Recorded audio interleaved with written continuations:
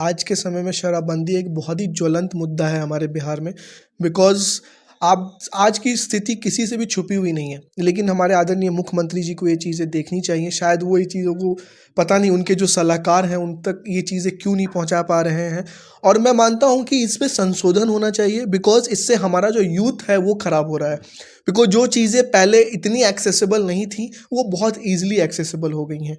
तो इससे हमारा अगला जनरेशन जो एक, ठीक है, उन्होंने एक सोच रखी होगी कि शराबबंदी करके हम चीज़ों को सुधार सकते हैं, बट उसका तरीके से इम्प्लीमेंटेशन नहीं हुआ और वो ग्राउंड लेवल पे वो चीज़ें उस ढंग से नहीं हो पाई।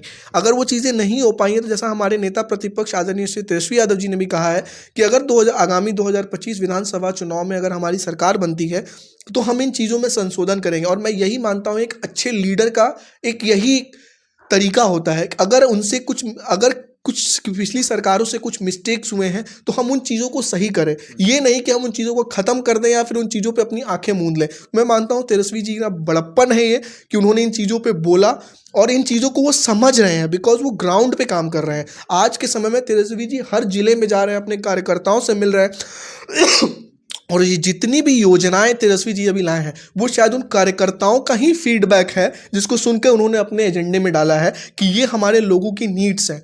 और यही क्वेश्चन जब उनसे भी पूछा गया तो उन्होंने नहीं कहा था कि जब हमारी सरकार बनेगी तो इसमें हम बिल में संशोधन करेंगे और जब हमारी सरकार बनेगी तो उस पर हम लोग विचार करेंगे कैसे क्या किया जाएगा।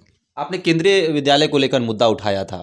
केंद्रीय विद्यालय में जो है अब बदलाव देखने को मिल रहा है, नए नए पंखे, बहुत कुछ बदल रहा है। तो कैसे देखते हैं, क्या बदलाव ऐसे ही आता है, आवाज़ उठाने पर ही बदलाव आता है? जी, मैं मानता हूँ कि मैं तो एक बहुत छोटा-सा कार्यकर्ता हूँ राजद का, और अगर मेरी आवाज़ वहाँ तक जा रही है तो मैं अपने आप को बहुत थैंकफुल समझता हूँ कि शायद मेरी आवाज़ वहाँ तक पहुँच रही है और लोग सुन रहे हैं, और मेरी वजह से अगर कि बच्चों का भला हो रहा है तो इससे ज़्यादा हम लोगों को कुछ नहीं चाहिए। मैं तो ये मानता हूँ कि वहाँ पे सिर्फ उसको रिकंस्ट्रक्ट ना किया जाए बल्कि एक ओपन स्पेस दिया जाए और एक बहुत बड़ी बिल्डिंग बनाई जाए, क्योंकि बिकॉज और भी स्टेट्स में बहुत बड़े बड़े स्कूल्स हैं केंद्रीय विद्यालय के, तो वो लेवल का स्कूल यहाँ हाजीपुर में भी बनाया जाए। ठीक है, फॉर द टाइम बिंग यहाँ पे टाइल्स वगैरह लगा के, फैन वगैरह लगा के चीज़ों को एक व्यवस्थित चीज़ करने की कोशिश की जा रही है, लेकिन भविष्य में तो मैं यही कहना चाहूँगा कि यहाँ एक बहुत बड़ी बिल्डिंग बने और पूरी नर्सरी से लेके क्लास +12 तक की वहाँ पे क्लासेस चले, और उनको सिर्फ क्लासेस ही ना चले बल्कि हाँ वो वर्ल्ड क्लास इंफ्रास्ट्रक्चर बने in terms of sports activities, music, singing, dance, everything. Because कहते हैं कि अगर आपको एक बच्चे का ओवरऑल डेवलपमेंट देखना है तो सिर्फ एजुकेशन पे फोकस करने से नहीं होगा, उनका ओवरऑल डेवलपमेंट तभी पॉसिबल है जब उनको स्पोर्ट्स भी दो, आप उनको ड्रामा भी दो, आप उनको म्यूजिक भी दो, आप उनको सिंगिंग भी दो। तो मैं भविष्य में वहाँ हमारे हाजीपुर के प्रतिनिधियों से, अगर वो मेरी आवाज़ सुन रहे हैं, तो उनसे मेरी यही दरख्वास्त है कि आप हाजीपुर में एक इस लेवल का स्कूल बना के दें ताकि वो इंडिया लेवल पे एक मॉडल स्कूल के ऊपर में उभरे। उत्पल जी, एक और चीज़ है, पहले गाँवों में या फिर शहर क्षेत्रों में पुस्तकालय होता था, लाइब्रेरी होता, जहाँ बच्चे जाते थे, पुस्तकों से प्यार करते थे, अखबार होता था, वहाँ पे बच्चे अखबार पढ़ते थे। लेकिन हाजीपुर में कहीं ना कहीं जो भी पुराने पुस्तकालय हैं वो ध्वस्त हो रहे हैं। अभी जो है लोग चर्चा करते हैं कि पुस्तकालय के रहने से बच्चों का सर्वांगीण विकास हो पाता है, बच्चे जो है किताबों से जुड़ते हैं। तो अगर मौका मिलता है हाजीपुर के अगर आप जनप्रतिनिधि बनते हैं तो क्या पुस्तकालय बनेंगे हाजीपुर में? जगह जगह जो है पुस्तकालय बनेंगे, बच्चों को किताबों से प्यार होगा, क्या ऐसा होगा?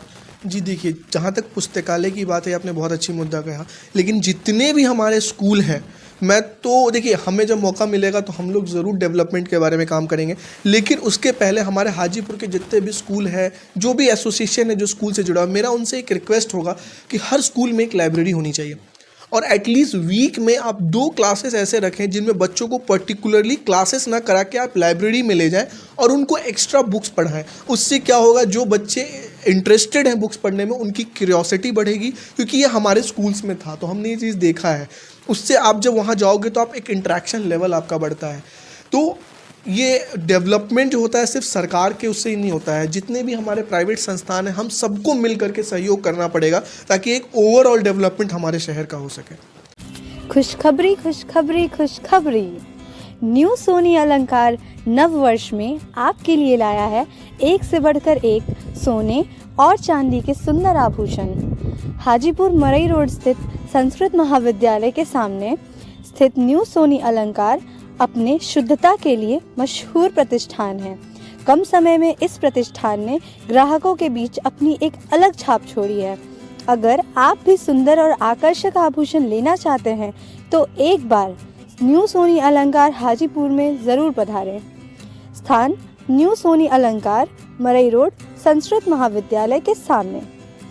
अभी संपर्क करने के लिए कॉल करें दिए गए नंबर पर 7991160973। धन्यवाद।